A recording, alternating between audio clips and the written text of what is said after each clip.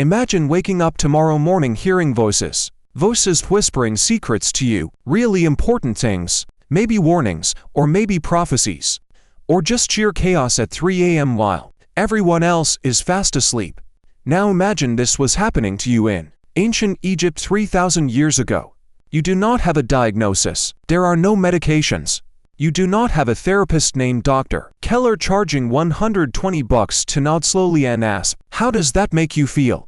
Instead, you get a priest, a goat, and a very serious ritual. And here is the wild part. Depending entirely on when and where you lived, that experience might not have been the worst outcome, or it could have been absolutely horrifying, because the way a society treats its most vulnerable people tells us everything we need to know about that culture. Everything.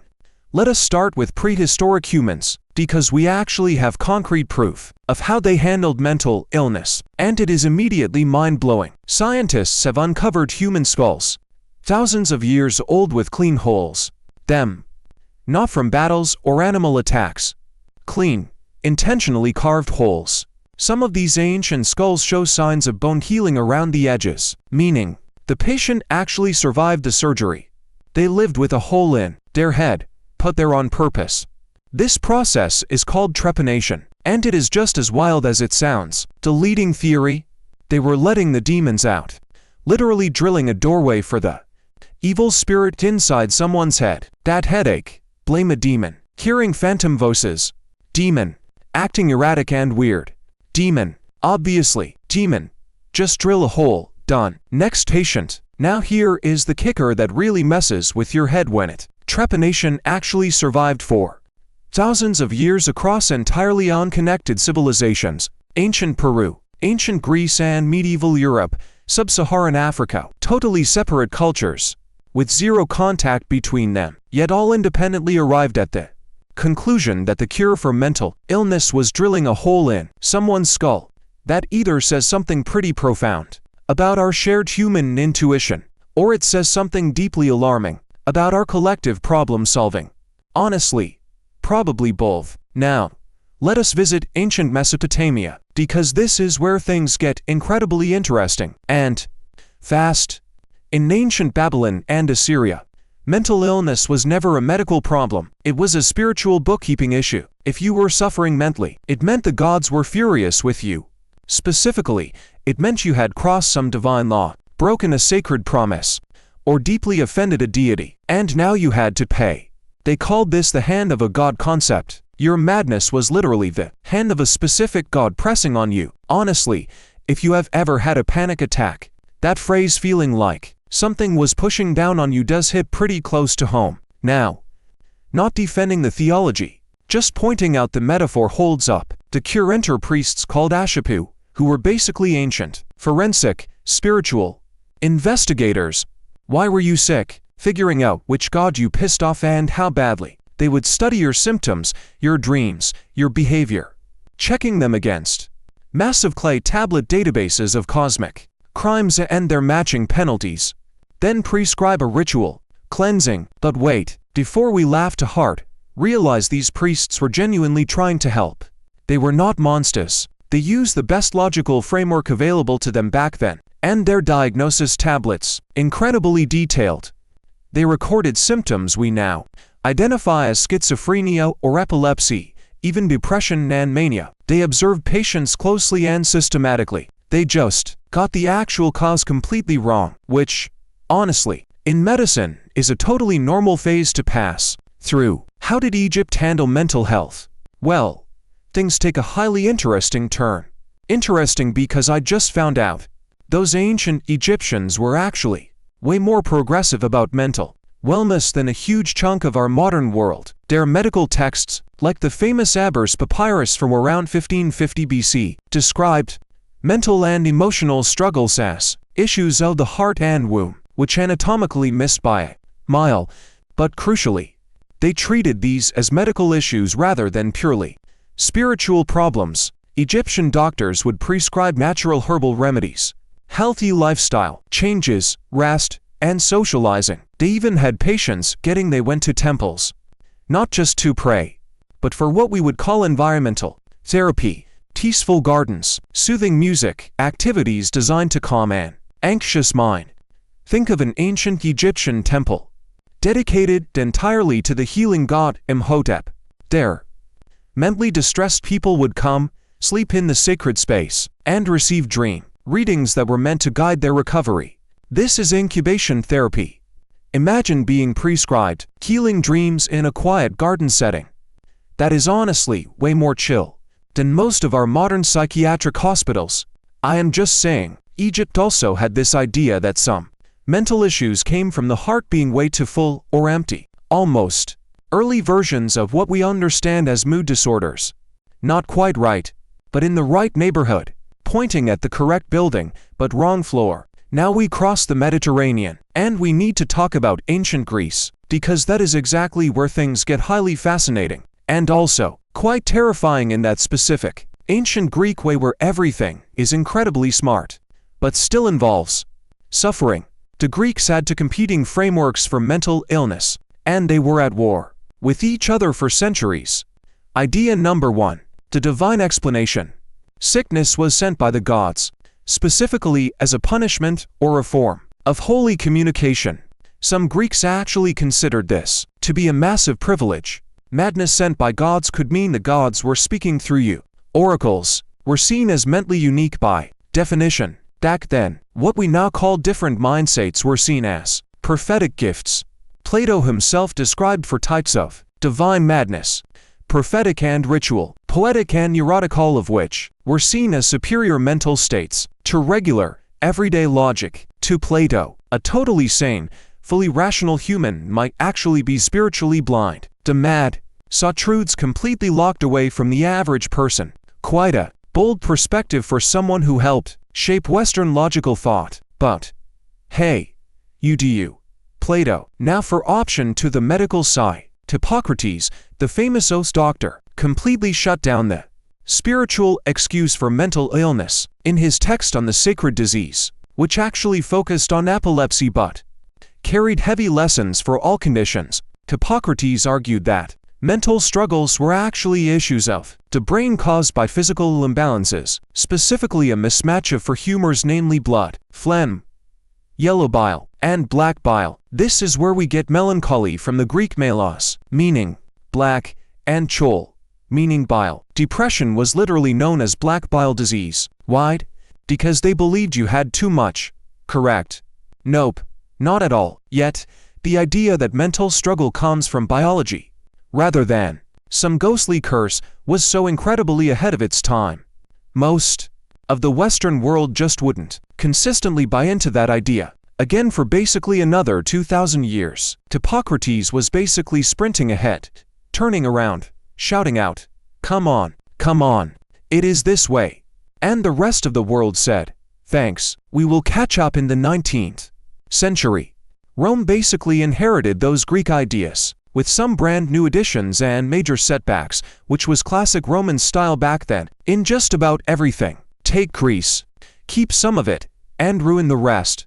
The still better roads.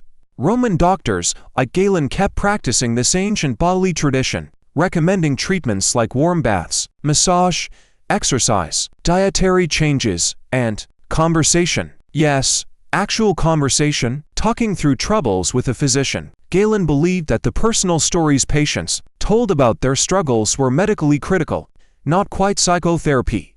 But you can see the early shape of the idea forming way off in the distance. However, Rome also gives us some of the darkest chapters in ancient mental health history, because wealthy Romans who had highly inconvenient relatives whose struggles might deeply embarrass the family, threaten a massive inheritance, or simply make dinner parties awkward, could easily have those relatives legally declared unfit and locked away. The Romans had a legal category called furious, meaning, basically, madman, and a person labeled furious lost all legal rights. They were locked away, and their property was managed by a chosen guardian, and the decision of who qualified as furious was made by the family and local magistrate, not a doctor. So, if your uncle was truly suffering from deep, severe psychosis, he might be locked up. But say your uncle was also filthy rich, and you were incredibly greedy and slightly shady.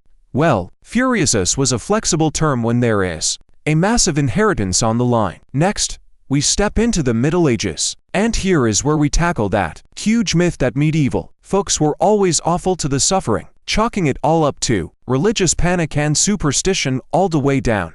But history is actually far more complex, and honestly, pretty surprising. Sure, the demonic possession idea ruled the medieval European lands of Christendom. Yes, exorcisms were the go-to therapy. And yes, there were awful stories of people being beaten, locked up, or worse, because they thought they had a demon inside. But another fascinating story was unfolding elsewhere, one that rarely gets the spotlight. The medieval Islamic world, which stretched from Spain right to Central Asia, was doing something absolutely mind-blowing with mental health. The brilliant physician Ibn Sina, called Avicenna in the West, wrote the Canon of Medicine in the early 11th century. It was one of history's most complete medical books of its time. His framework for mental illness was purely medical. He detailed conditions a lot like what we call depression, mania, anxiety issues, and even something matching obsessive-compulsive disorder perfectly. He prescribed music therapy, regular exercise, purposeful work, and something he called psychic treatment, using deep conversation and suggestion to shift a patient's state of mind. This means Ibn Sina was, quite literally, this is therapy back in 1025. We are talking medieval minds here, not Victorian times. In 1025, the scholars did not just theorize, they actually built. The very first psychiatric hospitals in history actually opened in the Muslim world. Baghdad had one by the 8th century. Cairo built theirs in the 9th century. And these were not prisons. Old records show they were peaceful sanctuaries for real healing, featuring running water, lush gardens, soothing music, and professional medical care. Meanwhile, Europe was busy performing exorcisms. Now, I will not oversimplify or make lazy historical comparisons here. Both cultures had massive internal variety, and both experienced their own terrible failures, but only focusing on Dark Ages myths while ignoring medieval Islamic progress in mental health treatment leaves a massive blind spot in how we talk about history. Over in medieval Europe, life was actually a mixed bag. While demonic possession dominated church teachings, regular folks and local neighborhoods handled psychological struggles in ways that were highly practical instead of religious. Say a villager who was obviously struggling but posed no danger was usually just folded right into daily life. Everyone knew them, they got fed, and they were protected, not cured or medicated, but simply accepted. We have this long, quiet tradition of small communities offering a sort of informal patience to those who were a bit different mentally. Make no mistake, though, it was never easy. It was brutal, deeply flawed. And those with severe psychosis suffered terribly. But this dark image of medieval life, constantly throwing out or hurting struggling people, just isn't true. Actually, there were whole healing sanctuaries built specifically for healing troubled minds. Take the town of Geel in Belgium. It is an incredible example. Since at least the 13th century, they ran a unique foster system for struggling folks who arrived as travelers and never left. Everyday families welcomed them in. They shared in everyday life, working right alongside the locals. This beautiful model survived centuries. It is still running today. Kiel has kept this tradition alive for community mental health care for over 700 years now, beating modern psychiatry by half a millennium. 700 years. If a healthcare reformer today teach this exact community style, they would be praised as a true visionary. Yet a tiny Belgian town citizens cracked the code in the 1200s and just quietly kept doing it. But then the modern era arrived, and conditions across Europe got dramatically worse before improving at all. The 16th and 17th centuries birthed the rise of the institution, mass locking up of the mad, the poor, the lawbreakers, and the socially awkward, all lumped together under a single roof. The absolute worst was probably Bethlehem Royal Hospital in London, nicknamed simply Bedlam, a word that ultimately became a staple in English as a synonym for absolute chaos. How does a word slip into our daily slang to stand for absolute, chaotic madness, unless the actual place it came from was completely, utterly unhinged. Bedlam. Back in the 17th century, Declan charged cheap entry fees for tourists to walk in and watch patients like a zoo. On Sundays, you could bring the family to point at sick patients. This was a major weekend attraction in Restoration London. Just process that for a second. Watching deep human suffering was a fun getaway. Records show that Bethlehem welcomed thousands of eager visitors every year for this sick show at its peak. Think about the cold distance you need to stare at a person in agony and treat their pain as a fun show. That speaks to a collective kind of numbness. It exposes a truly dark truth about how these patients were completely stripped of humanity. That the 18th century slowly shifted things, though progress was painfully uneven. Naturally, the Enlightenment sparked a fresh focus on science, logic, and human dignity. Suddenly, a handful of bold reformers insisted that mentally ill patients were neither monsters nor cheap weekend entertainment, but actual sick people, deserving real care. Philippe Pinel in France famously did something legendary, or so we believe, by stripping the heavy chains off patients at Paris Bicêtre Asylum. In 1793, he insisted that mental illness was simply a sickness, meaning these people could actually heal, while locking them up only made their condition worse. Meanwhile, William Chouke opened the famous York Retreat in 1796, a Quaker facility run on a truly radical idea that mental patients should be treated with actual kindness and dignity. Real support, no chains, no isolation dungeons. Instead, they got fresh air, work, and human connection. This facility's outcomes were shockingly better than other asylums, because, as it turns out, treating traumatized folks with kindness, instead of torturing them, actually tends to yield far better mental health results. This was seen as a radical discovery in 1796. We were actually making real progress, slowly, unevenly, and with massive pain in the gaps, but the direction was definitely right. Then the 19th century rolled in and built giant asylums, quickly overcrowding them to absolute breaking points. So, human progress is rarely a straight line. This mental asylum movement started with great intentions: save people from poor houses and jails, placing them in specialized homes, treating them with the latest methods. But by mid-century, those places were completely overwhelmed, understaffed, and running on internal cultures that were incredibly traumatic themselves. Conditions inside 19th century asylums would look terrifyingly familiar to anyone who knows what goes on in prisons or concentration camps. Not from some cartoonish, deliberate evil, but because of what happens when you pack huge numbers of fragile, vulnerable folks into giant institutions with zero oversight and almost no resources. Things fall apart in predictable, tragic ways. And yet, that same 19th century also gave us the first real scientific psychiatry. Early attempts to classify mental illness scientifically. The first real brain research was finally taking off. Pioneers like Emil Kraepelin made careful observations, building diagnostic frameworks that laid the groundwork. They are still the backbone of modern psychiatry. Medical knowledge was exploding, but actual asylums just could not keep pace. New discoveries were arriving faster than our basic humanity could adapt. So, what does this all mean? Here is what hits me when looking at this history. From drilled skulls, to Gieland Bethlehem, to the York Retreat, it is something really worth thinking about.